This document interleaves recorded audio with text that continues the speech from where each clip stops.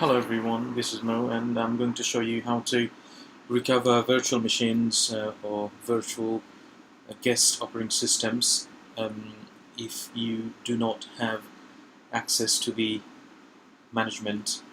In this case, this site had a 4.1 VMware ESXi installed, and unfortunately the previous company left without handing over any technical details, including the root password. And as you all know, if you have ESXi installed on a system, you cannot access the root console to change the password manually. But that works on ESX version up to 4. But in this case, we had ESXi. What I have done, there's only one option. You can reinstall VMware to reset the password and mount the drive, but the complexity here is I do not know which partition had the VMware installed because I have no access to it. I don't really want to risk it by deleting a partition that I don't know what is exactly stored on that one. So what I have done, I'm using a USB pen drive. I plugged it into the server, the same one, and installed ESXi 5.1, which is the latest one. And now I will show you, and make sure that you put it off that drive instead of the local hard drive, because you don't really want to load the previously installed VMware ESX 4.1. So at startup, you need to choose the source disk to boot the machine. Okay, in my case, I've done it. And as you can see, I can now access the ESXi server using the VMWare client. Ideally, you would get like loads of guest machines listed here, but because this one is a fresh install, so we don't have anything, I would go into configuration, and under storage, the system will display all the local hard drives, the data stores. In our case, we've got 2, and clearly the data store 2 seems to have the old ESXi installed, and data store 1 looks much bigger, which is 1.09 TB. So this one probably has got all the virtual machine files. So in order to mount the virtual machines, right-click the storage and go into Browse Data Store. You can see these are previously stored files. I think they had an XP machine running on the virtual host, a client, some ISOs, very old Windows XP. And this is one of the servers. Looks like one of the servers because I had no access to the previous system. This is one of the servers. This is DC02. It looks like the domain controller. VM dump. Don't worry about this one. Okay, so DC002. You'll see all these files.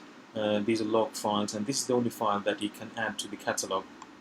If you right-click, add to inventory, you'll get this option. But the other ones, if you right-click, you do not get that options, because this is the virtual machine configuration file. You can add to the inventory. You can change the name or leave it as is. That's the ESXi host. Finish. See, that has been added, the DC02. But one more server.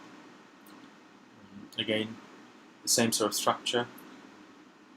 Right-click, the VMX file, add to inventory. Leave the name as is. Click next, next, finish.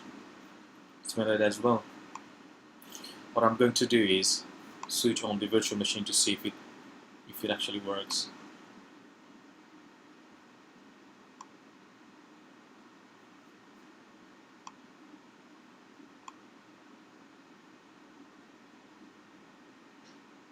Yeah, it seems to be working just fine. Close the console. I will switch on the other one.